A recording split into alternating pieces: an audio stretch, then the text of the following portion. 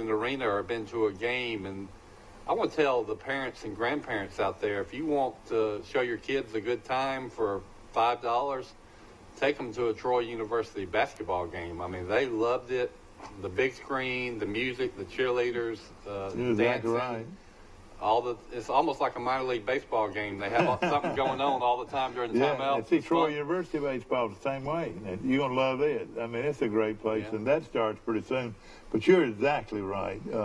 It's a lot going on and a lot to see and do, and you can get real up close and personal. Right, you could have taken them down there and sat right in front of the cheerleaders if you wanted to. We sat above the concourse where the players go into the locker room. I know exactly where that is. They were standing right on that wall, so they weren't bothering anybody, and they could dance to their heart's content. But then after a while, they decided, we can walk right down to the gate right behind the bench, and that's what they did. That's right. I stayed where I was, but they seemed to be safe, and they were right down there by the floor. Well, I tell you, and at halftime, a lot of times there's some local talent, dancers and so forth, and the cheerleaders. I would think those little girls, that little girl of yours especially, would have really enjoyed it. Well, they had these three-point shooting contests, and they had one at halftime between two students can win some kind of scholarship. And it was a boy shooting on one end and a female co-ed shooting on the other end to see who could hit the most three-pointers in 33 seconds. Yeah. And the girl won. The girl won. She hit 3 and the other guy hit 2. Yeah, exactly right. Of course, Charles Henderson girls are undefeated still. I think they're 18, 19 and 0, and looks to be another state championship contender. We haven't talked about them enough, have we? Kudos to them. Last time I was on there, I was talking about we're not talking about Auburn basketball enough. I mean, they're having a historic season, and then they promptly get blown out 2 times in a row. So I jinxed them. Well, that happens sometimes, no question about it. Of course, a good article in the Advertiser today on Bo Nix. The new offensive coordinator likes him, and Chad Morris. You look at how he's done as a quarterback coach. He has been phenomenal. If you went by stats, and so he's going to help probably make Bo Nix a much better player. No, I bet he is. I bet he's a better trainer of quarterbacks in the passing game than Malzahn is. I'm sure Malzahn, it'll still be his offense, but as far as being a quarterback whisperer or guru, Nix probably has a better chance to develop under this guy. Well, he was a 5-star recruit out of Birmingham, Alabama, and he completed close to 60% of his passes, and for 2,500 yards, that's a pretty good start. And he also threw 16 touchdowns, had just 6 interceptions, and he rushed the ball 97 times for 300 yards and 7 more touchdowns. So he accounted for, 23 touchdowns last year. I think his future's very bright. I like the way he comports himself. He seems real poised. The event doesn't seem too big for him. Getting all these reps as a freshman. Isn't it your experience that players get better the more they play? I mean, you compare a player when how many players do you see that were better as a freshman than they were as a senior? Almost none. That's right. So he's going to get better. So just like Mac Jones looked pretty good to me for Alabama, but common sense tells you he's going to get better. Exactly, yeah. Boy, I watched a good movie last night. It was, and I'm sure I'm going to be wrong with the name of it. Green Book. Have you seen that movie? Who's in it?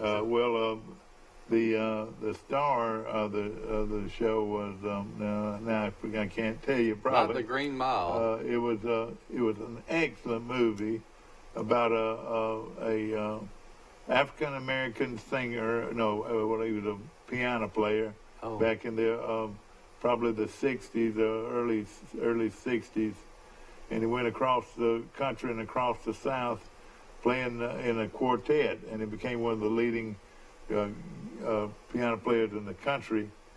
And what he did, he hired this white Italian guy from New York to be sort of his bodyguard and to sort of be his travel agent or travel guru. And they went all over the country and then, portrayed him as a great piano player, and he was a real dignified, real sharp guy, and talking about the piano player, and he played at some of the greatest places in the country to perform at. But then he wanted to go south, of course, and see really how bad it was, how bad, black entertainers during that time were treated. Mm-hmm. And it just really was a wonderful, wonderful. So they could perform, and there'd be a lot of people in the white audience cheering them on. Right. And then they couldn't find a hotel to sleep at or a restaurant to dine at. They showed him playing at a country club in Birmingham, where I don't know if this was a true story. I think it was a true story, and he was the lead performer there, and they wouldn't even let him eat in the restaurant there, but it was an excellent movie. Can I tell you a story about those times? Since this is right after Martin Luther King Day, that he changed all this. Mike Heyman. Okay. We're not plugged in right now. Okay. My story about that speaks to that, about the trouble that African Americans had traveling in the South. I remember a story my father told me. After he got out of college, he went to Fort Benning. He was an officer. He was an ROTC for 2 years. And right before he left, one of his apartment mates, neighbors, was General Colin Powell. Oh, really? Yeah. Yeah. So a brush with greatness or fame. And Dad tells the story. He remembers standing outside in the yard next to the cars, making conversation with this young lieutenant or captain, whatever he was. And he found out that his wife was from Birmingham. Colin Powell's wife was from Birmingham. And he remembers talking to Colin Powell about how much trouble he had had whenever he came south, eating somewhere or staying in the hotel room. Even back then. Yeah. Kind of opened my dad's eyes, and he remembered it. And lo and behold, 30 years later, that guy is Secretary of State of the United States. No question about it. We're going to take a short break. We'll be right back.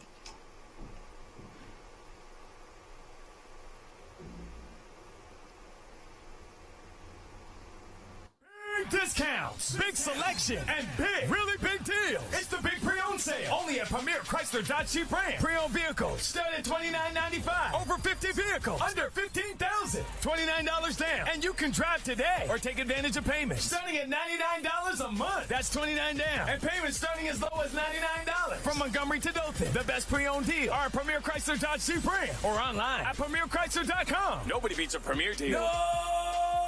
Nobody. At the Piggly Wiggly, we proudly support our local farmers and bring you the best they have to offer, all at cost plus 10%. When you shop local, you reinvest in your community. Remember, buy local, shop local. Piggly Wiggly, local since forever. At Marguerite's, we've been designing and crafting custom jewelry for 4 generations. It's an art for master jewelers. There's really no room for error. It doesn't matter how big the diamond is. You don't expect anything less than perfection. What matters is quality, beauty, and value. After all these decades, your engagement ring is still our greatest pride. Marguerite's exquisite jewelry. Trojan Auto Parts of Troy, home of Napa Know-How. Stop by and see owners Mike and Melissa Kilcrease and their Napa Know-How team with over 100 years of combined experience. We're the only locally owned parts store in Pike County, and we're fully stocked and ready to serve you. We pride ourselves on being your go-to parts store, not only for the simple items, but we specialize in those hard-to-find items as well. Trojan Auto Parts, the right part at the right price at the right time. Napa, a name you've trusted here in Troy since 1945. Know-how, Napa Know-How. Back to our show, ladies and gentlemen, on a Tuesday. It's a Tuesday. Seems like a Monday, but it's a Tuesday. But it's already the 21st of January, and I hope you had a nice holiday yesterday. I tell you, I was down at the beach, and it was pretty, but it was cold. And this morning, let's see what it looks like this morning. Rice Jr., Bill Rice Jr. joining us this morning. And let's see how we're going to look here. Looking quickly at our chilly on South Hillcrest Boulevard. I know it was. And now let's go to our. Now, since I've got to do it, I can't even get through to it. But we need to get the temperature in Troy, Alabama. I would guess out of the airport it'd still be freezing. What do you think? I just know. I went outside first. What is your and guess? I came back in and told the wife, "Bundle up the kids. It's cold." When I want to find this thing, I can. And Every time we have a cold spell like this, I just think, how long would I last in the state of Minnesota? I know it. And the answer is not very long. I had a niece that lived there for a long. Here we go. Temperature for Troy, Alabama. Could you say it again, please? Yes, ma'am. I sure can. Temperature for Troy, Alabama. It's 25 degrees. 25 degrees, my friends. There's a no chance of rain. The high today is a 45 and a low is a 25. So we're as low as we're going to get. But and they expect us by, let's see, 7 o'clock, it's going to be 20. Well, let's see if we can do it again. They said the temperature will be around 45 degrees by mid-afternoon. That's some more of that global warming hitting us. Yes, sir. But, of course, I like cold weather as long as I'm not doing anything to be out in it. You know what I mean?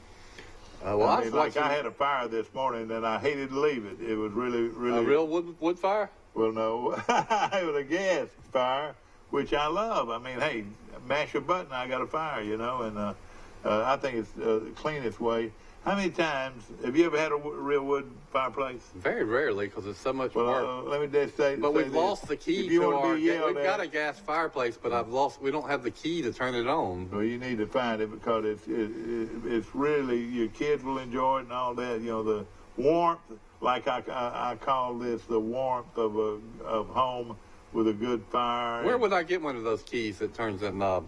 I know, at the gas place. All right. Yeah, he'll come out there and check it for you probably. All right. And we're talking about and of course the gas office is located right next to City Hall in downtown Troy.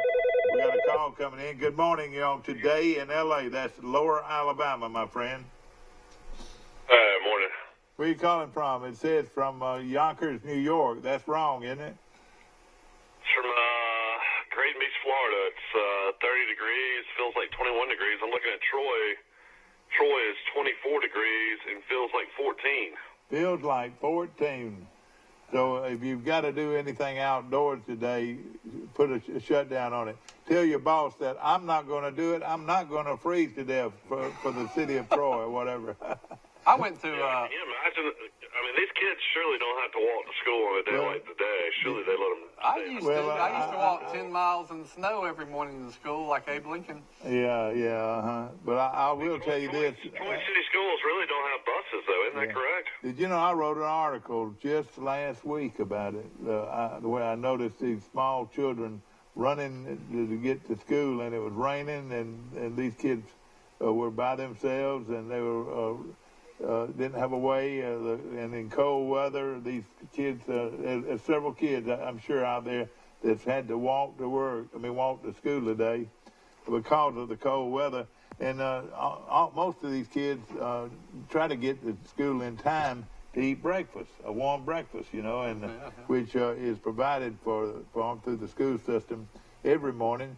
And but a lot of these kids have to walk to school, miss getting to eat the meal because they had walked so far. And I've always wondered why the city did not have some kind of a bus that would pick up small kids. We're talking about like from 5 years old to 12 years old. Well, they have money problems already, from what I gather. And that's what I was thinking. They added a bus system. That would be a lot of upkeep. That's right, and a lot of liability and so forth. Can we talk to Lock Tanner's Truck Line, see if they can convert a 18-wheeler into a bus and start going out? Wouldn't that be a great gesture? That would be one of the super gestures of all time, and to be able to provide a place where these kids could meet in the morning and then hop on a bus and ride into school, and that would be wonderful. Your closet alone, upstairs and downstairs, could probably provide about 200 jackets. Probably. I grew up in 2nd grade through 6th grade in Opelika, which has a city system like Troy. And I lived about, as the crow flies, probably 1.5 miles from the middle school. And I remember many mornings walking or driving my bike to and from school. But then there were sometimes I remember going on the bus. And when we had a little bus stop in our neighborhood, and then even then in 4th grade, I thought, why am I taking the bus when it's only a mile and a half? And one of the school? problems is some parents do have transportation and some don't. There's a lot of these kids that walk from the neighborhoods, you know, because that's the only way they could get there. You know? probably remember this, Mike. Some of my fondest lazy memories, though, are I don't enjoy walking to school on a cold day. I remember those. But walking home with your buddies after school was you'd end up going all kind of places and ending up playing tackle football or there's some benefits to walking. Plus, I was getting exercise without knowing it. Well, you know, and of course we always walked to school from Crow Hill. Never. Can you believe that they expected to be picked up? They didn't even walk. Did he walk to Charles Simpson Middle School? They couldn't even walk a quarter of a mile. If they would have let us, put a hole in the fence, we'd have drove our 4-wheelers over there, but they wouldn't let us do it. Well, and another thing too, they wouldn't even let me drive my truck. They were ashamed of my truck. Yeah, we were horrible. We were horrible kids. We never walked from Crow Hill to middle school, high school. It was really bad. I think the greatest thing is we used to get on our bikes and actually get on bikes and go to College View. Yeah. We would do that some mornings. Yeah. I can remember Bunch of spoiled youngins, no question. at school you would have 100 bikes that were locked up, you know. Yeah. People rode their bikes to school. That's right. You don't see that anymore, do you? Yeah, well, that's right. No question about it. I told a buddy of mine I went to middle school about less than half a mile from my house. I went to college less than half a mile from my house. Went to high school less than half a mile from my house. Yeah. I was thinking, Michael, when I was giving one of my kids a ride around, they love to take ride arounds. Michael loves to give ride arounds. Tour Troy. Oh, yeah, I do, yeah. But I was looking, we stopped and watched a little of a softball scrimmage this weekend. And I said, well, then probably a quarter mile, you have a nice softball stadium. You have real nice tennis courts, right next to it. Real nice, yeah. You got a couple of holes of a golf course. And then you go to Charles Henderson Middle School and you got a football field. So about a 9-iron, you could take in 4 different sports. Exactly right. And if you hit a 3-iron back the other way, you'd get close to Trojan Arena, which would be basketball. Yeah. Bill Rice this weekend took his kids on a tour of the new wellness center at Troy, and it's now open to the students. I don't believe it's open to the public. But tell us about it. Well, you had bragged about it, and Beautiful. we've been watching it go up from the outside, and I wanted to see the inside of it. And so on the spur of the moment, I said, let's go in and see if they'll give us a tour. And a real nice young man said, yeah, come on in. It's first thing you see is the lobby area where the help is, and the landscaping is very pretty. And then you see 2 full court basketball courts. One of them is wood, plush, very nice wood, and the other's made out of some other material. And then you walk through the facility, and there are weight stations with stepping stair machines and treadmills, all this fancy equipment. I don't know how it works. But it's all not in one room. It's in different parts, right? Yeah, all over the place. There's about 5 or 6 different places you can actually work out. Yeah. On the 1 level, 2 level, 3 levels. Above the basketball courts, there is a walking track. Did you go up there? Yeah. And it's padded, super nice. The artwork on the walls is beautiful. It's probably, a quarter of a mile or 1/8 of a mile? Or, yeah. But what's unique about that is that it's got hills and inclines. Yeah, it's not level, the walking thing. And Mike, what I really liked, and I bet you do too, lots of windows and terraces and balconies. You can go out, and the view of the rest of the campus is just awesome. I mean, what he's saying is that it's going to, especially during football season, there's people that can go to this this huge balcony That overlooks where you can just walk tailgate out there terrace. and see the. You see the football stadium, you see Riddle Pace Field, you see some of the. I bet that's going to be prime time area for certain VIPs during football season, don't you think? Yep. Well, we went on Saturday about 12 o'clock noon, and there were a lot of people in that facility. And this was a holiday weekend. Yeah. That's right. And I asked several of the people, I said, are y'all enjoying this? And they said, oh, yeah. And it has lockers that you don't need it to pay for. Even has a small restaurant there at the front when you walk in. And then there's going to be, you were right. I said, where's the pool? I can't see the pool. Well, the pool is back towards the old Sartain Hall. It's not finished. It's going to be nice, though, don't you But think? they told me it'd be finished in March or April. And it's got the big Troy T Sword logo in the bottom of the pool. That's right. That's done. Yeah, it's going to have fountains, and which will be nice. So it is quite impressive. I mean, I would, it's like Trojan Arena. I don't know of any college this size that has that nice a basketball arena or now a fitness center. I haven't been in AUMs. They brag about theirs. Well, they've had it for a long time, AUM has, and I've always sort of been jealous of them, but now I would think we got what we want and so forth. And like you said, one of the things I liked about the indoor track was it's wide enough that if you had runners and walkers, you know what I mean?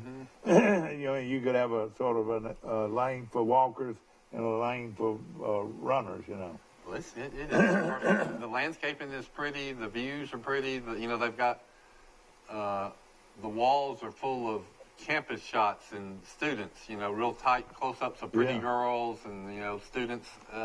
And it's going to be, and I don't know how involved that little restaurant's going to be, but it is a place where I think you're going to be able to get sandwiches and drinks and so forth. Healthy the biggest question is, will the doors be open on game day for people to use the restroom? I don't know.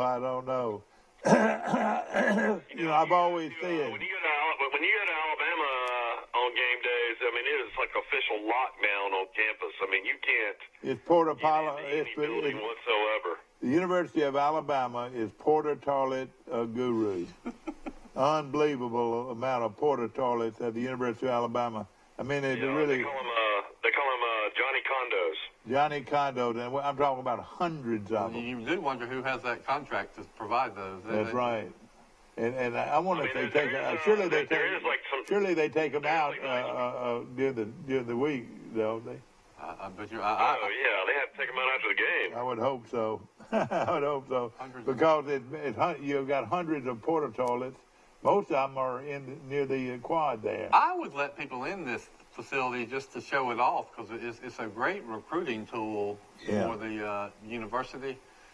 And I would think that people, if they made it a membership thing, that they could have several memberships. Well, that's going to be outside the what student.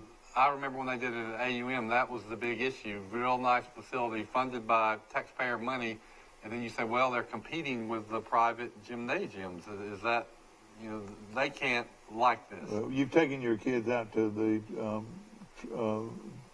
rec center. Yeah.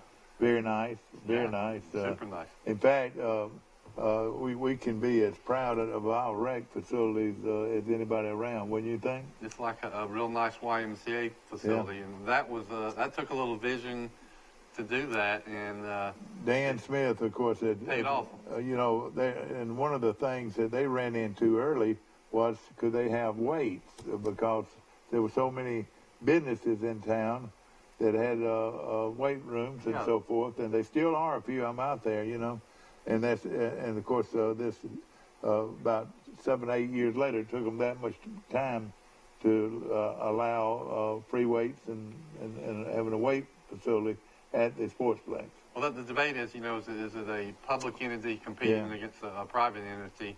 But as far as the college students, I mean, that's an amenity they now expect. And they're the ones that deserve it more. Right now, I think for the first 6 or 7 months, it's going to be pretty much for students only. I'm sure. I think it'll always be vast majority of students. I'm sure if they could get a good membership that would bring in revenue, that they would look at it, Mm-hmm. I can't see the public being able to use it for free. No. I would think there had to be some kind of fee. All Troy I ever had before that was the little place at the children's home. You know, to work out. That was like a little mini weight room place. That was it. Well, health and fitness is stressed so much, and now there's no excuse for these students to be, laying around sedentary.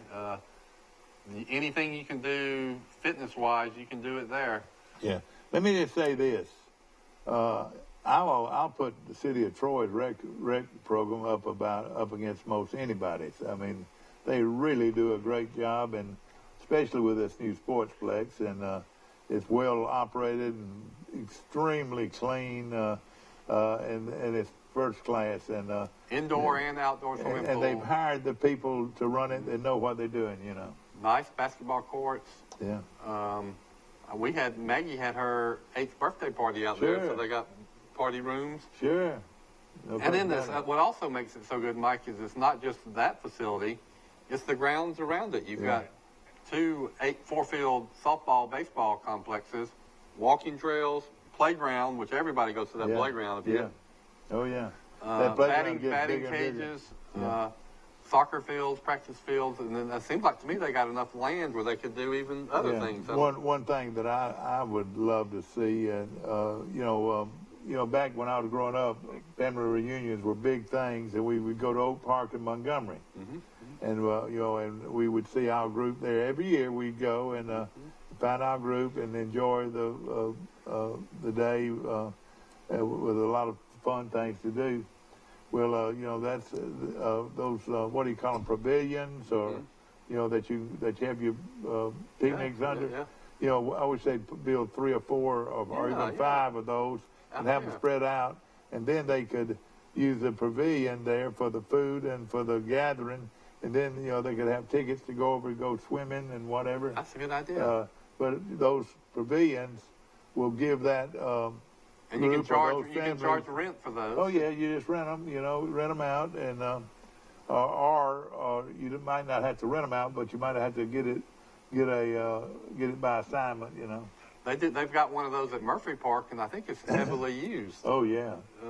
We had some class reunion events. You try to fill a whole day on the class reunion weekend, and we've had cookouts out at the Murphy Park Pavilion. Back growing up, in Troy, they had the old pool. Do you remember the old pool? Very well. I mean, I never went swimming in it, but I visited that park all the time and watched. Didn't live in Troy back then, and I would go with my grandmother who lived on Murphy Park, and I would see all the big kids down there. And that water was so cold. It was so cold, and they emptied the pool twice a week, on Wednesdays and on Sundays. And they would empty it and have to get in there and clean it out. I worked for the recreation You did that? department. I used to do it at one time, and I was a lifeguard down there one time years ago. But that's funny. Rush when my brother got in high school, he had that exact same job, Mike. He emptied the pool and then filled up the fire hose. Yeah. Well, and it was good. And I've told of a story where I almost drowned cleaning that pool out one day, or not me cleaning them out, but when I was a little boy.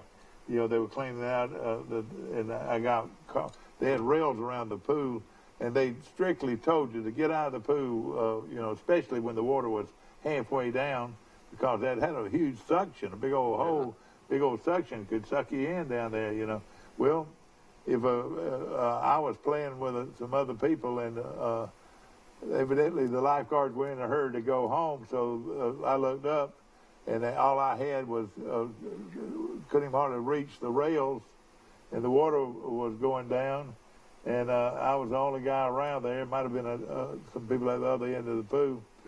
And if the lifeguard had not come back to get his keys to a car, no telling where I'd be. So he saved you. The lifeguard saved you. Oh yeah, he heard me finally and reached down and picked me up or grabbed my hand. But if he hadn't gone back to get his keys to his car, I've been trapped down there probably. Oh, that's scary. I've heard that Russ Wood almost passed away swimming at the Troy Country Club one time. That is well known. I can tell you the whole story about that. Is that true? Yeah. Of course, Russ Wood, the great player that played at the University of Alabama. Of course, his daddy was the head football coach at the high school during that time, and a great coach. And they were playing out of the country club. They lived out there, and they were playing. He was playing around and got caught. Foot got caught in the drain, and he actually went under and stayed under for a while. Luckily, one of the ladies that was out there knew how to turn the motor off, or he would have drowned. And then, even after that, there was a couple of guys had to give what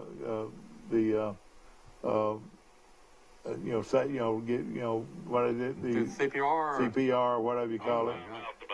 Yeah, that's I've right. always heard that story, so it's true. And he had never would have started Alabama, started Elba High School, started at Charles Henderson, if that lady had not been out there at the club at that time. Talking about the old Murphy. Who is this unbelievable basketball player at Pike County High School? He's 6'8", Andreas Barney. He scored 49 points against Eufaula. Against Eufaula. He had 49 points and 16 rebounds and 4 blocked shots. This kid's only a junior. Oh, man. I'm looking at a picture of him right now. I mean, he looks like a college player already. I think I remember when Wesley Wright told me this kid transferred to his school, but that was like 3 or 4 years ago when he was like I think a ninth grader. But this I think I interviewed him when we interviewed the football players. I think he plays football too, doesn't he? I don't think he plays football. I wouldn't think me 6'8" kids would play football. Well, I don't know. There was a 6'8". This kid, if he scored 49 against a 6'8", Eufaula team, real good team. Every year. You're right. Eufaula is an excellent program. We need to get cameras down there and start filming some of these guys' games. This guy's going to score 49 points. I know, he sounds like he's a big-time player. Yeah, thanks for saying that. But they lost the game, though, to Eufaula, I'm sure, did they? Yeah, but they have no business beating Eufaula being a 3A against. Well, when you get a 6A guy, you got a business beating anybody. Yeah, but that's unbelievable. I mean, this kid surely will end up going to a prep school, I would think, next year. Oh, yeah, maybe so. Well, let's see what he plays on AAU ball, too. Yeah, I got another story about the Murphy Park swimming pool, which everybody of a certain age remembers. To kill time with my kids, I often take them to Murphy Park. Yeah, sure. Yeah. And then I we play on the playground, and then I walk them down to the house down there. That's right. And I say that's the zombie house because it's all boarded up and it's kind of spooky now.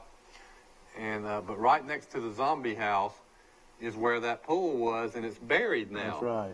But you can still see the walls from the side of the pool, and you can walk around. They come up about a foot above the ground, and you can walk around it. And my kids get a big kick out of walking on the borders of the pool, and I say this was the place for decades where people swam. Yeah. When people like me, young kids, rambunctious, what I call them rambunctious kids, when we would sleep out, what we did, we went and sneaked in the pool. Snuck in, I think. And we used to do that. And Mr. Walker lived there at the on the premises of the park, and you could always hear the door slam, and here he comes, regardless whatever time it was at night. But people did this a lot. They would sneak in and swim, and then run like the devil because they knew he was coming down the hill. And Mr. Walker, like I said, we'd go run down into the woods and hopefully get away, but he caught a few of us over the years. They had, it was at full speed ahead, they had a giant kids pool. And it wasn't but about a foot deep. That's right. But it was a giant round pool. Now, I have been in that a lot of times. And when I worked for the recreation department, I worked there for two or three summers under Scotty Sowers. And we used to have to get those scrub mops, and we cleaned that thing out twice a week. And, you need to clean that out about twice a day. That's right, but it was but when the water was clear, it was beautiful. And a great little wading pool, I had a sandbox there, too, if I remember. They did. Then they had a lot of different, they had a sliding board, a big sliding board, if you remember. Monkey bars. Yeah. Well, my grandmother lived at 435 Murphy Street, across the street from College Street, diagonally across from College Street. And we'd visit Troy from Opelika often. Well, let me tell you. And I'd stay at grandmother's, and we would just walk up Murphy Street to the park. Yeah.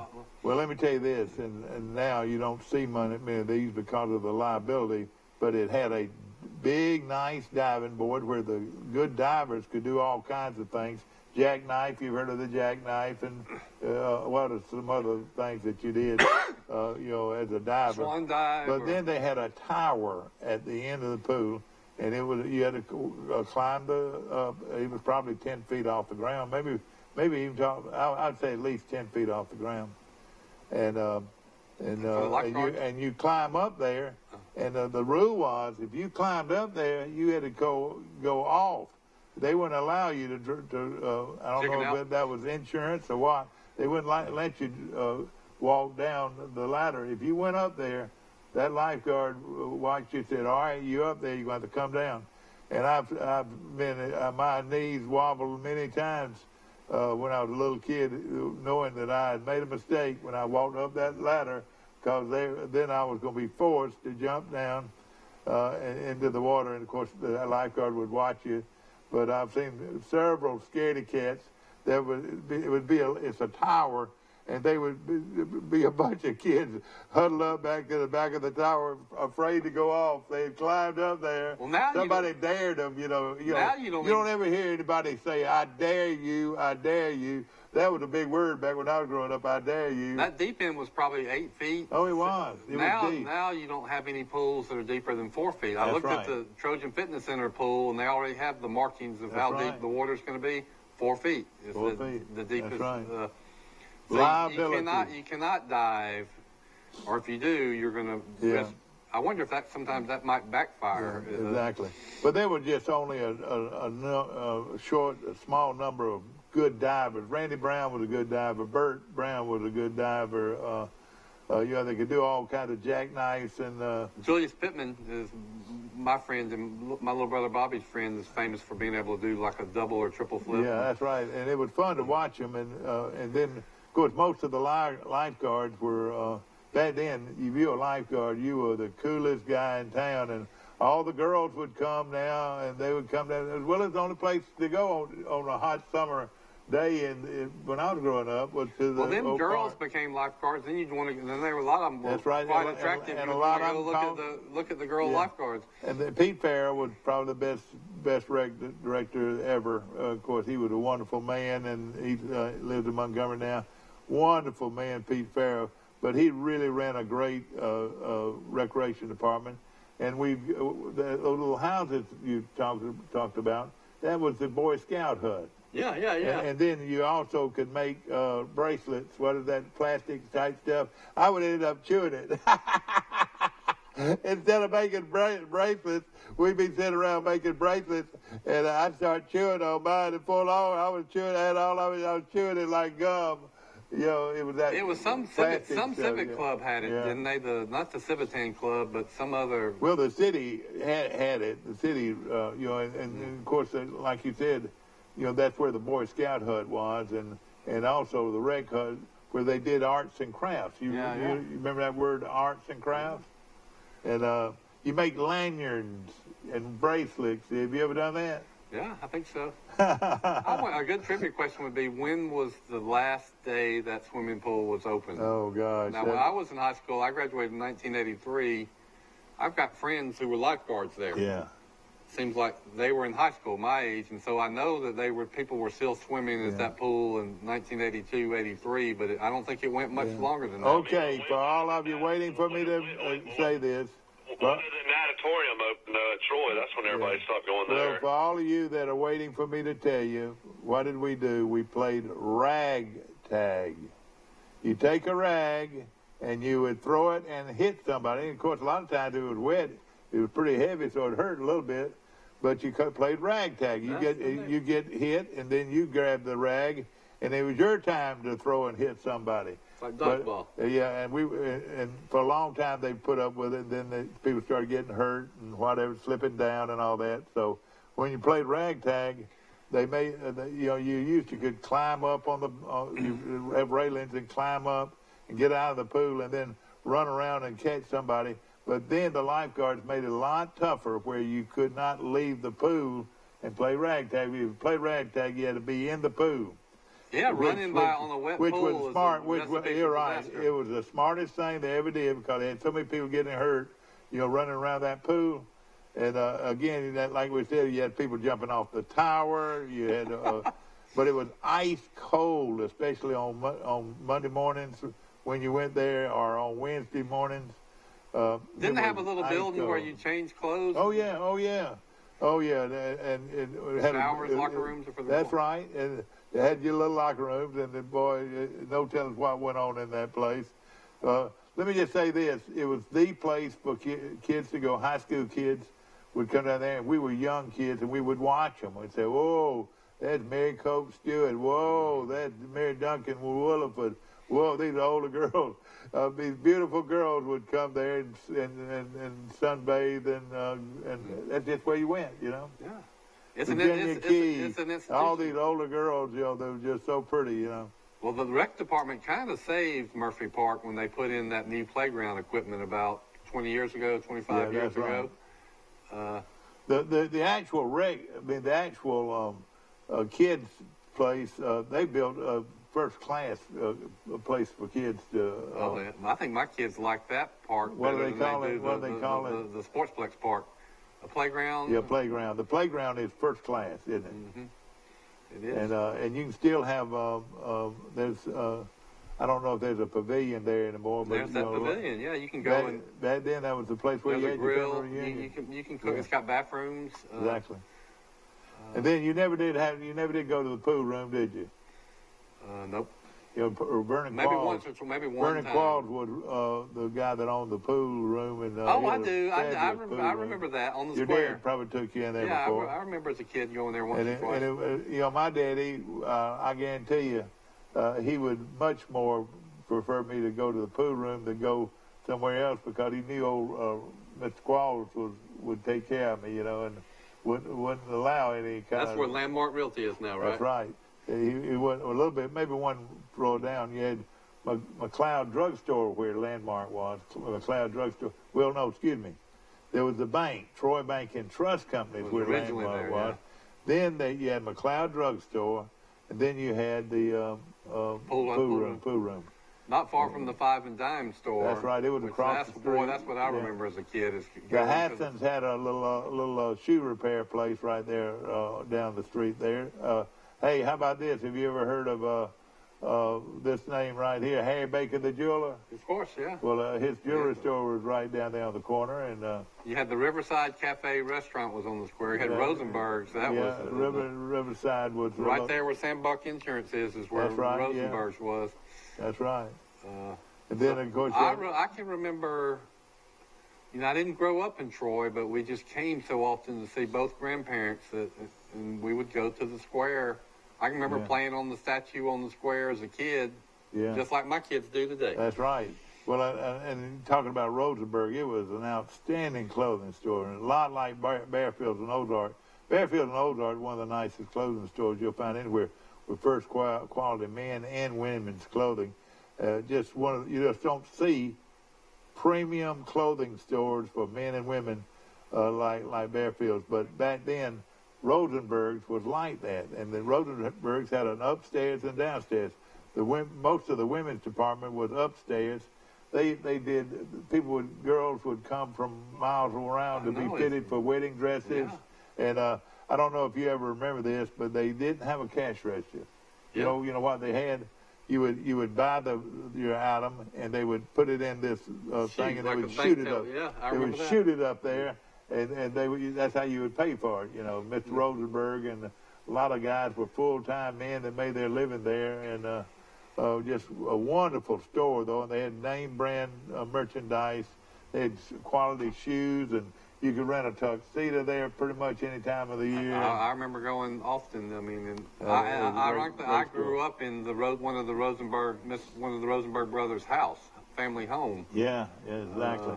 So lovely. And then the Riverside Cafe, I can remember going to it. Mr. Hunter owned it for a long time. Mr. Hunter, that was the Hunters here in Troy's grandfather. a great Mom grandfather. tells a funny. My mom used to tell a funny story. She went to Florida State before she transferred to Alabama, and that's back when you called long distance. You would get a live operator, and they would connect you. You know, you only had 3 numbers, like 235. Number, please. Yeah. Yeah.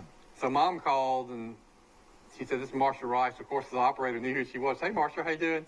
She said, "Yeah, I'm at my house, my parents." And she said, "Oh, they're not at home. I can see them. They're down at the Riverside right now." Olita Ledbetter, Bob, let's see. I think the operators were Bob on the Blackman, second floor. and how about this? KT Cole's mama ran that telephone company for a long time, and KT, I'm sure I was always in trouble because his mama kept up with him by the telephone. But so my number was they would answer the operator would answer the phone and say, "Number, please." I'd say 644W. 644W. What's the W? That was my number. Was 644W, and I didn't have a party line. I thought I was somebody. We didn't have a party line. A lot of people had party lines. I remember those. Where the next door neighbor was on the same line you were on. And then many times they said, "Get off, I need to use the phone. Mike, y'all been on the phone long enough, get off." and then they bring the telephone people in. "Bob, make him go ahead and get off the phone. They've been on it for 30 minutes. I need to call my daddy to come pick me up." You know, you were really rich if you had a children's number. If your parents could get you a number for it either said children's number, or you sometimes even put the child's name. So because the kids, I can see where the kids would monopolize the telephone. One of my dear friends, Don, was a postman in Troy for a long time. He died less than a year ago. And Don, oh boy, I can't believe it. But he knew every. I asked him. I said, "What was my street address?" He said, 213 Orion Street. And my wife would say, "What was mine?" And he would name the actual 115 Pine Street. Yeah. You know, he would know those by heart and know who lived there. And he'll always know them, yeah. And you know, back then, everybody knew the postman, and the postman always walked. He had a satchel, a big brown satchel, looked like Santa Claus. You know, he'd read it over his shoulder. I do that. And they walked all over the place. You know, you didn't see these. I just asked a trivia question about the when was the last time anybody swam at the Murphy Park pool. I'd like to know that. Another thing I'd like to know is when was the last time a Troy Messenger was delivered by a old-fashioned newspaper boy that delivered the paper on his bicycle, which I can remember that. Yeah, that's right. And kid in my class, Reverend Danley's son, I think his name was Greg Danley or Steve Danley. Yeah, and he was our Methodist Church. But his son was the newspaper delivery boy for our neighborhood, and he was probably in 7th or 8th grade, and he was riding his bicycle throwing newspapers. Yeah. Probably 1978. Well, and let me tell you about the pool. All right, I worked there as a student in college from 1960, say 68 till 1970, probably maybe 67 to 1970, and the pool was still open then. But I don't think it would open any more than 3 or 4 years later. No, it was, because I when I was in high school, I can think of some of my friends. It was a big deal to become a lifeguard. And Scotty ran a good show. And they became lifeguards, and they were lifeguards at Murphy Park Pool. Yeah. It might have gone into the 80s, you know. I think early 80s. Yeah. And, you know, and Scotty did a great job. But, you know, of course, prior to Scotty, the only, well, let me tell you who was the recreation director. And he's a dear friend of mine. He's still living. He's in his 90s now. It's Bill Sanford.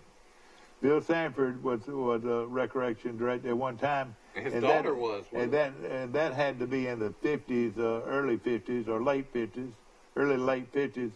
And then I want to say, he became principal of Pike County High School and lived over there on Murphy Street. Oh boy. Wasn't Bill Sanford's daughter? No. And then after Bill Sanford and Pete Farrell, Pete did a great job. Then I think they finally hired Scotty full time. Bill Stewart worked for the recreation department doing something. Yeah, I I'm know all sure this he did. because my mom was on the recreation department board. Yeah, for you were a about big 8 or shot. 10 years. She was the president of it at one time. Yeah. Willie Thomas, that was the principal, was one of them, and so it was. Sometimes there'd be controversies, and it was an unpaid position, but they did a lot. Well, they finally started paying a full-time person. Like Pete Fair was not full-time. And they even were over the teenage canteen at one time, the recreation was. And that was a fun place to go and dance and play ping pong and shuffleboard and whatever. It was a place for kids to go. And like everything, the wild ones started coming after and it got to be where a lot of the parents didn't want you to go to the club, the teen club, because they were smoking cigarettes. Now you better stop smoking those cigarettes. Back then, and I hate it with a passion, but it's the truth. And anybody out there that lived back in those days knows exactly what it was. You were cool if you smoked. You were not cool if you didn't smoke. Can you believe that? Yeah. I mean, it almost forced. I mean, it was almost like hey, look at him. He's grown up. He's smoking a cigarette. You know what, though? This will date us. There was a smoking area at Charles Simpson High School. It sure was. And not only for the smoking barrel, what we call it. Yeah, it wasn't just the teachers. Well, they smoked in the teachers' lobby, and a lot of them did. Yeah, that's right. But students could smoke. That's right. And it was right outside the cafeteria, too. I know some of them. They weren't the cool students. I mean, yeah. But there were always about 5 or 6 that you were at break. You would the bathrooms between classes, you couldn't even breathe. Everybody was smoking in the bathroom between classes. I mean, and you would just you couldn't even stand it in there. It was just all smoke. I remember that smell. But that was at Charles Simpson High School. Yeah, you're right. Now they did. I can remember back then they tolerated smokers, and now the worst thing you can do is smoke, Yeah. But that's what happened back those days, and my coach, Coach Sadler, came in, started paddling folks that smoked. If he smoked, he'd paddle you, and now that's another thing you don't see anything of. But back when I was in school, hey, they'd wear your fanny out with a paddle. And old Leon Healy, one of the great men of all times, everybody talked about his wrist. Whap! Hey, look here. Right, the old wrist. And those strong wrists. Bang! Forrest Lee substitutes sometimes on the show. And he was a great PE teacher at Charles Simpson Middle School, but he succeeded Whitey Whitman, who was one of the all-time greats in America. And I remember Coach Whitman from time to time, he'd have to whip somebody. But talking about swimming in the natatorium, Michael mentioned the natatorium and how good that PE program was. We had units on everything. Yeah. And one unit you would have was swimming. And so for 3 weeks, we would leave the middle school and go to the natatorium and get to swim during I bet they school. don't do that anymore, though, because of liability, I wouldn't think. But maybe I'm wrong. Yeah. But you're right. That they did that. He was probably the best PE teacher of all time, Whitey Whitman. They did all kinds of things. You can't compare because you didn't go to other schools, but I would find it hard to believe that any program was better. Let me tell you a story, real quick. The last, you had Charles Simpson High School, or you had Troy High School on Elm Street, and then you had when they finished the new school, Charles Simpson High School, the 10th, 11th, and 12th grade kids went to Charles Simpson High School. Okay. And the junior high school was the 7th grade, 8th grade, and 9th grade. Right. They were at the junior high school. They stayed at the old school. Okay. Now, for a couple of years, I want to say, before they built the gym at the high school, they still used the, now maybe that was the case, that they built the gym when they moved in the new high school, Charles Simpson High School. All right. So the last group of students, when they built the middle school on Elm Street, they built the middle school where it is right now. Those junior high students moved over to the high school. Well, look here. I am the last PE teacher to teach in that school. You've told that story, yeah. All right, the regular school started in September, October, November, December. Then we're out for Christmas break, and we moved into the new school after the Christmas break. Well, I was the last coach to coach in that dungeon down in that old dressing room. Gosh. Where it was so cold. And yes, I do apologize when I say this. We did make them dress out, even on days like today.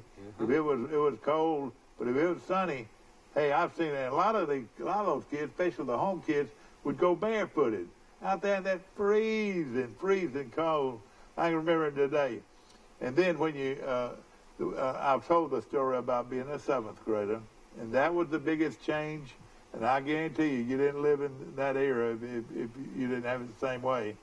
Was when you moved over from the elementary school, which was located over there next to the First Baptist Church, and then you moved into the junior high school. You were a 7th grader, and you had to dress out for PE. And whoever dressed out before us, other than the 7th graders. You had the 8th graders who were older, and the 9th graders who were real older than we were, and much more mature, both mentally and physically. And we had to dress out with those guys, and we'd had to take a hot shower, and then during the shower they start popping you with those rat tails, wet towel. If you've never been popped with a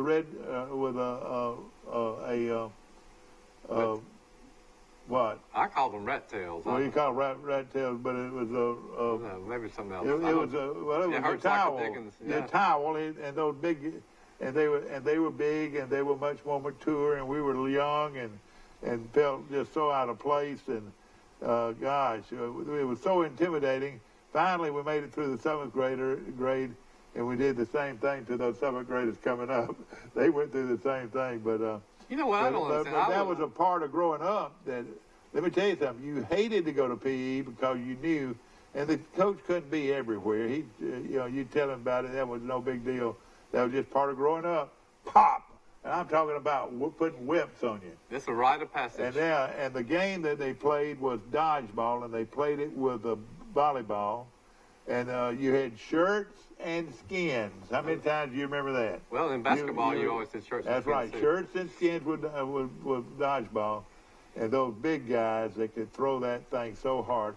I've been, many times it just seems like I always drew the straw as being skins on a cold day. Of course, you were in the old gymnasium, and they were popping you, Rip Talbot, throwing a dodgeball. 100 miles an hour. Yeah. And, hey, I have seen it so bad where you could read the name Hutch on my back. That was the name of the ball, Wilson. Wilson, I'm going to give you a little treasure, trivia in a few minutes.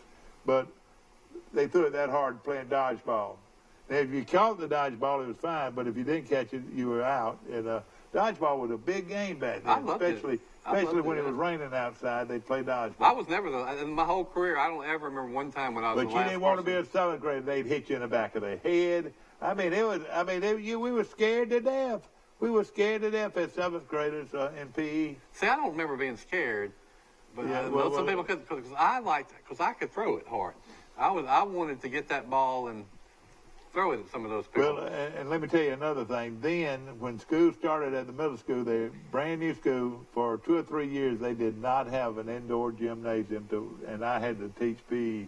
Hardest thing in the world is teach PE being indoors. We would watch. I had to come up with some kind of. I hear that. I hear talking about Forrest Lee. I've heard him talking about that. It's that he went from the middle school to the elementary school. And that's a challenge for them right now. Oh, yeah. They've got so many students over there and not enough space, and coaches coming up with things for the PE students to do. We're talking about... And I moved off from Troy and moved back last year. But when I moved back, they had got rid of the 6th grade at the middle school. Now they're at the elementary school. And I do not understand why you have now K through 6 That is what? Yeah. That's 7 grades Well, all right, right in now. one school, and you only have 2 grades in the middle school? Yeah. It's What would you say the age group right now for Troy Elementary? 5th grade through 8th grade or 7th grade? Troy Elementary School? Yeah. Well, it's kindergarten, in their own building through 6th grade, so that's 7 grades, and each grade has 140 students. There's Well, where do your 1,200. 7th graders go to school? Well, 7th grade is Charles Henderson Middle School. They do? In 8th grade. But it used to be 6th, 7th, That's and 8th. right, 7th and 8th now, and then the But that's 9th all there grade is. That's goes. That's right. 9th grade goes to Charles Henderson. Yeah, that's right. Okay. High Now- school to me is 9th through 12th grade. Middle school is 6th through 8th. And now let me tell you something that'll stun you. I want to say from 1,000 to 1,200 students go to Troy Elementary School. I think it's closer to 1,200. If you walk from one end of Troy Elementary School, they say this now, these teachers tell me, to the other end and back, it's a half a mile. Does that sound right? It's too many students. I mean, that is a long ways. I mean, the hallways. Have you ever seen how long those hallways are? I used to be in it all the time as a If you reporter. went all the way over, to the kindergarten, it would be no more than a half mile back and forth. Yeah. That's a big place. Yeah. And if you've never seen And it, it's quite a it's logistical really operation to unusual. get the cars in and out, and the police officers do a good job. Yeah, they do. But they've got about 7 of them that are Yeah. working it every afternoon and every morning. It's big to do. And another very important thing is providing care between the afternoon hours. Let's say they get out of school at 3:15 or 3:10, and then some of them go to after hours. Is that right? That's right. Which is nice to have, but everybody can't afford the after hours. I don't know what they have to pay. or if they do have to Some pay. days these kids go to the Boys and Girls Club, which is out right. there going on the Banks Highway. Yeah, they do where you go turn, there. and that's a lot of them. And you talk about kids walking. I see them every day when I pick up Maggie. Not every day. I think it's 2 times a week.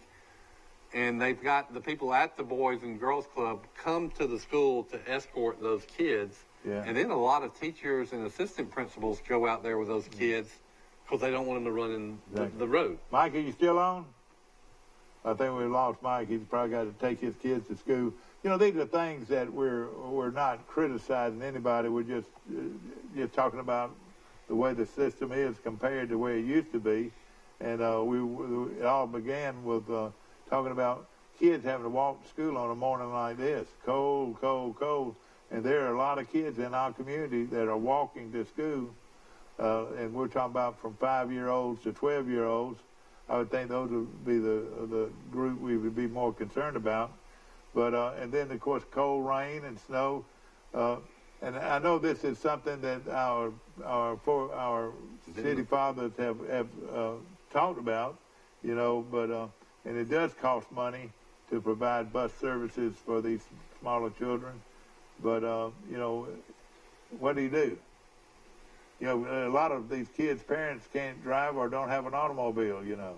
And now, well, I'll tell you one difference is, too, that Or any other means of transportation. I would say 90% of the women mothers work. That when you were growing up, it was probably, what, 20%. Yeah, that's right. That's a big change. My wife I also remember said today how she wished she had not had to work. You know, of course, you know, she had a professional job, and but you know, she could stay home longer with the children. You know. My mom did not work, but she was one of the last of the breed. Yeah. Nowadays, it's just very rare that somebody doesn't work. Yeah. Also, I'm thinking about school. When I was coming up, you had primary school. This is the way it was in Opelika, and I think it was 1st, 2nd, and 3rd grade. Then we went to another school, which was 4th, 5th, and 6th grade. Then you had junior high school, which was 7th, 8th, and 9th grade. So they all had 3 grades, you see. And then high school proper, Opelika High School, was 10th, 11th, and 12th. Now you've got K through 6, all in 2 buildings, actually.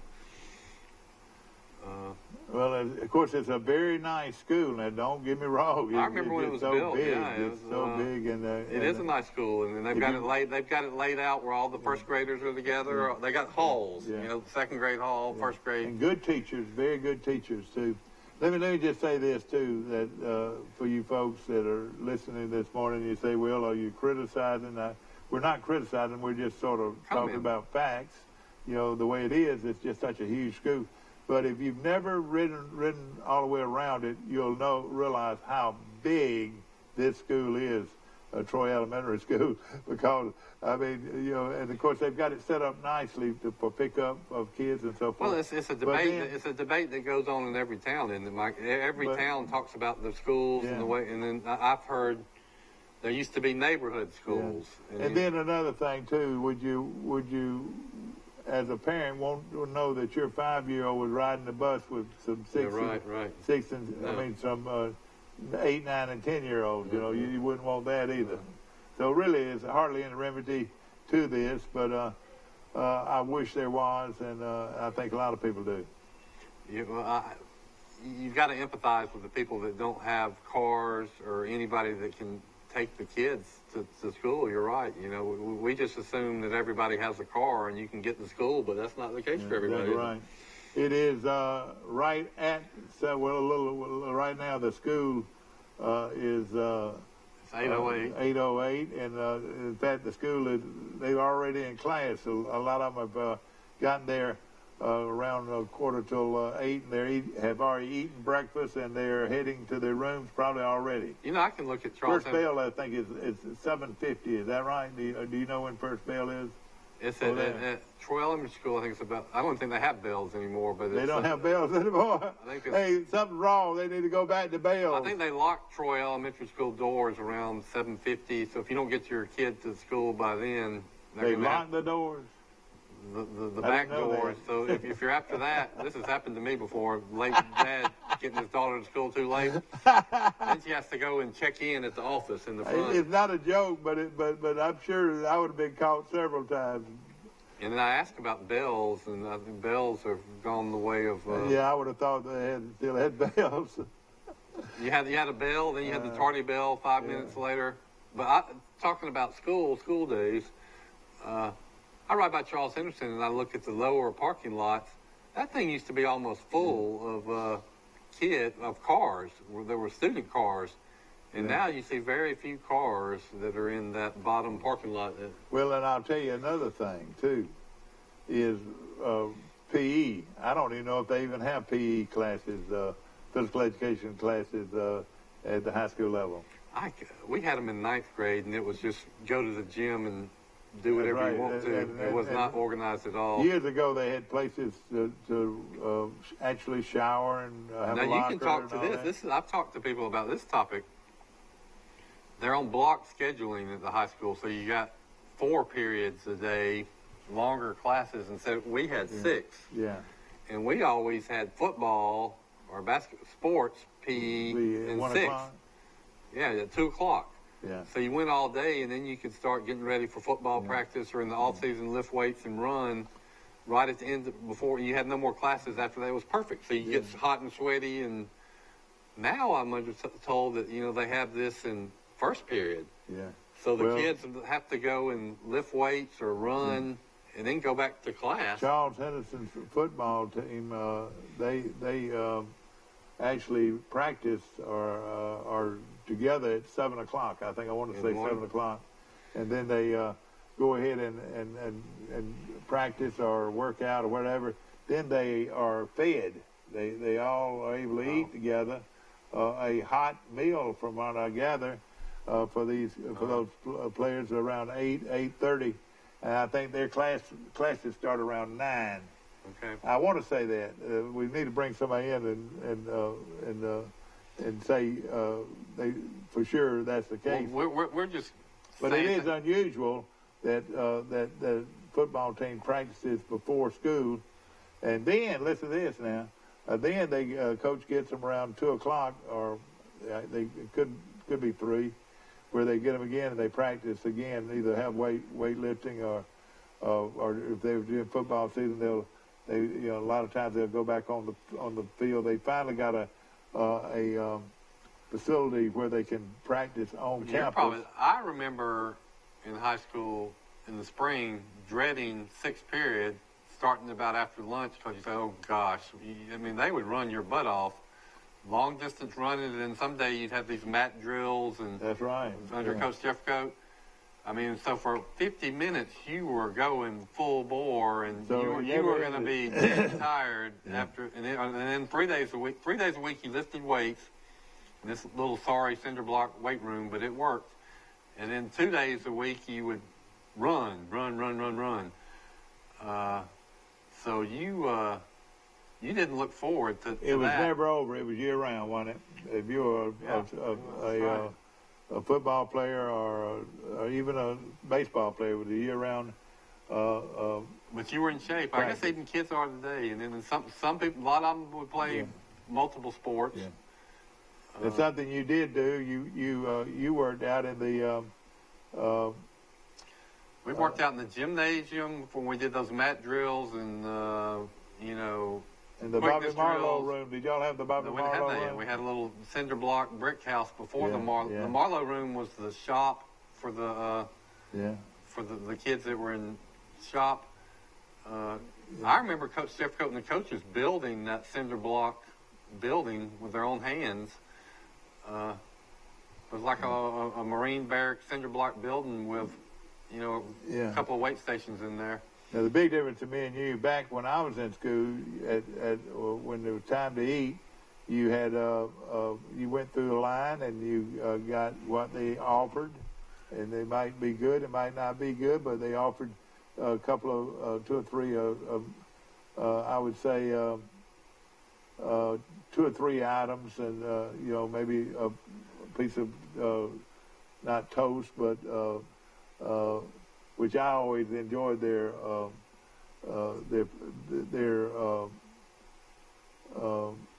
Food? yeah, well, it was their food, but also they always had fresh your choice would be either Is this on game days? yeah, or? no, well, I was thinking about game days, but it wasn't really game days. But the chocolate milk or regular milk, and always had some kind of dessert or whatever. No, but you either ate that or you just didn't eat. Sometimes it was good and you won't eat all of it. Sometimes maybe everything, but say one item was not even worth eating. I want to tell you one story, confession time, the regret time. I was the editor of the high school newspaper. We had a high school newspaper back then and wrote for it for 3 years in journalism. I remember writing one article or editorial that was kind of critical of the food we got at lunch, saying it's not very good or healthy. That we needed these new things, or we didn't like the corn dogs or whatever.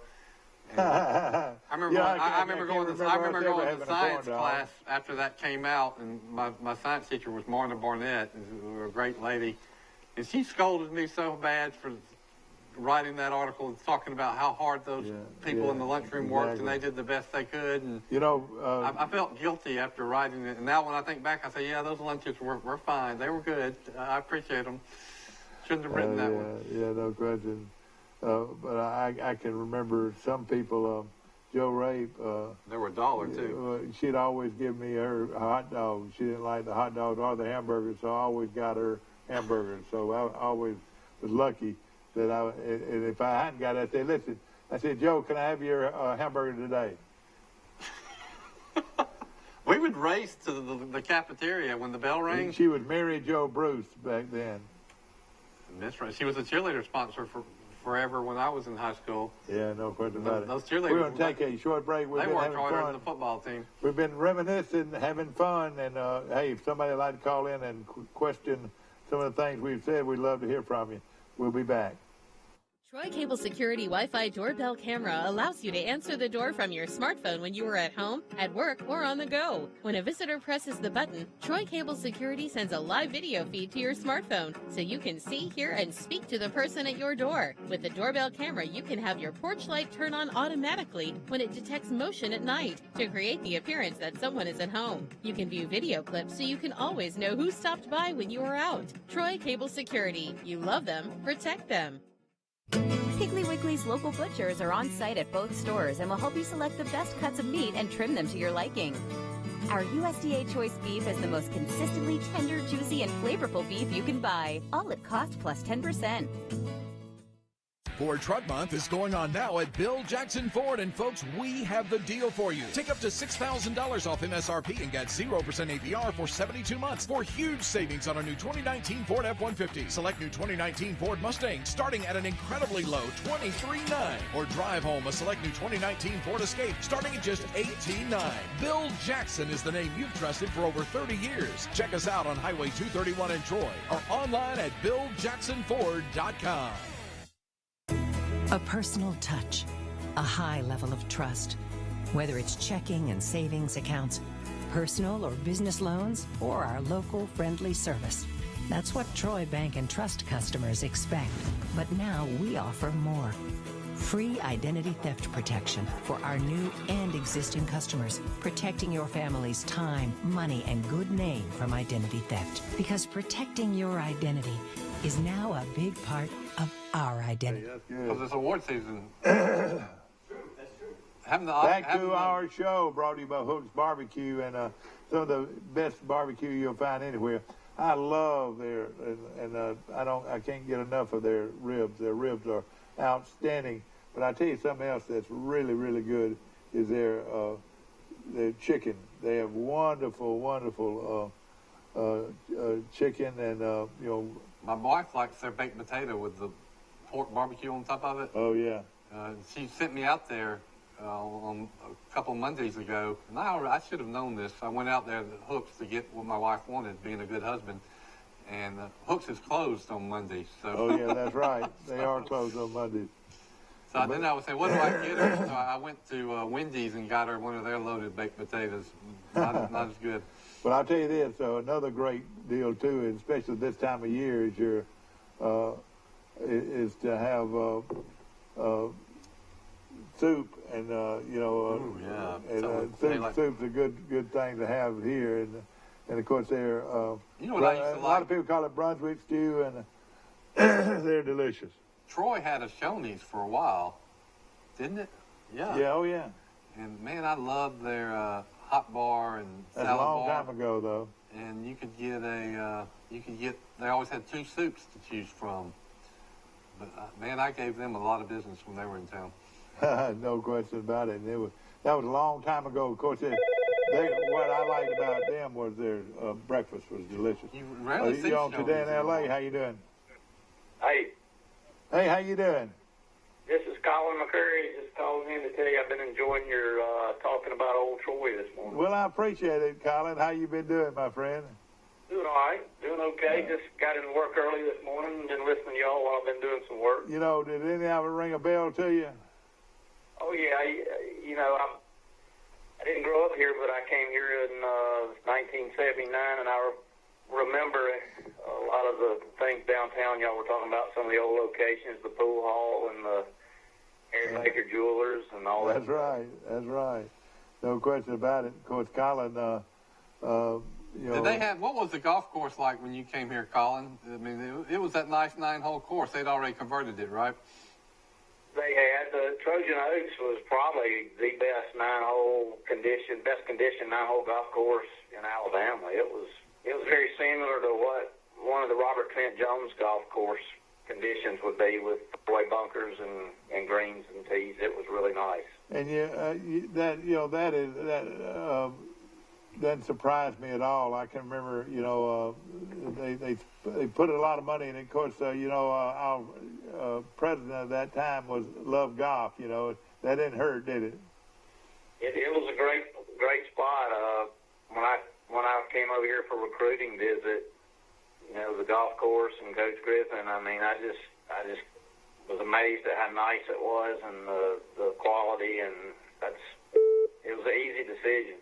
Did y'all have many tournaments and so forth back then?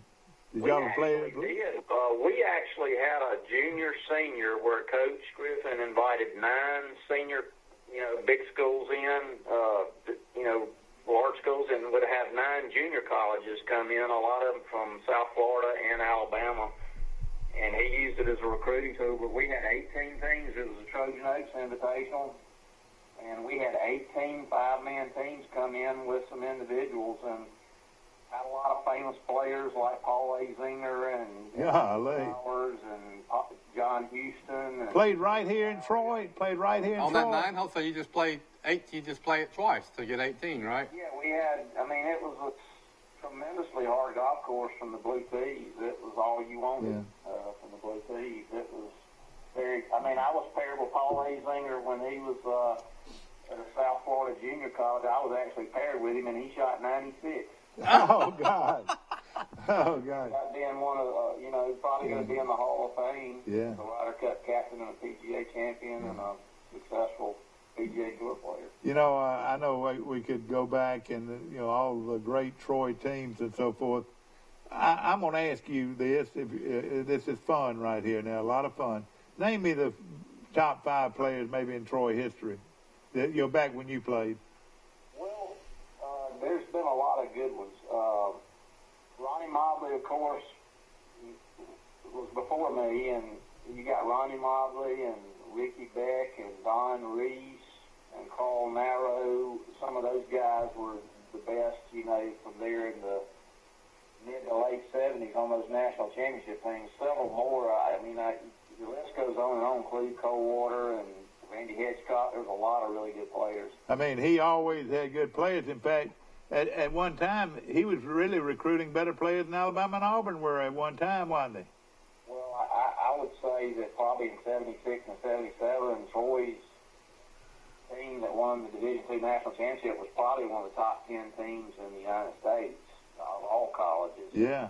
And then the years that I was there from 79 to 84, of course, Paul Perini was probably the best, and he's one of the best of all times. And, we just had a lot of really, really good, solid players. Most of them were from Florida, though. Would you say that a lot of them came from the state of Florida? Well, they came from everywhere. We had Kim Swan, from Bermuda, who was a really good player, and Paul Perini from Miami, Bill Stewart from down around Miami. We had David Hancock from Greenville. Yeah, I was going. David's one of my favorite players. Richard Keene is one of the best amateur golfers to ever come out of Chattanooga. Played Scott Johnston from Auburn. We had a lot of really, really good players. You haven't mentioned Ben Bates, your old roommate. I know it. Ben's